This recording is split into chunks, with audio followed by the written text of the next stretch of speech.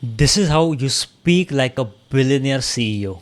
So, so where do you think your confidence, though, comes from to create a business that requires such scale? Most people like to, they take one foot and they put the other foot, and they want to be able to see where they're going.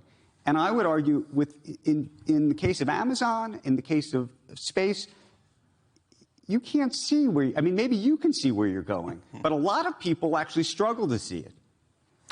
Well, I think this is, first of all, a very good question, very interesting question, and I'm not sure I know the right answer, or maybe there are many answers, so let's start with that. But one observation I would have is that I think it's generally human nature to overestimate risk and underestimate opportunity.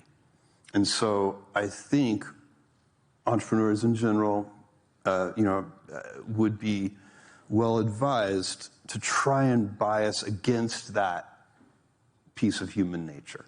The risks are probably not as big as you perceive, and the opportunities may be bigger than you perceive. And so when you say it's confidence, but maybe it's just trying to compensate for that accepting that that's a human bias and trying to compensate against it. Firstly, before answering the question, Jeff Bezos acknowledges that he may not have the right answer and there can be multiple answers to this question, which shows that he is not fluffing or talking any motivation, but he is genuinely confused about the right answer among the many different options in his mind, which shows that he is honest with this answer. And then while answering the question, he takes subtle pauses to think clearly about the answer, choose one key point and comes up with one key observation and frames it in the most simplest way. Just one simple observation. This is a great way to look calm and answer any question in the most professional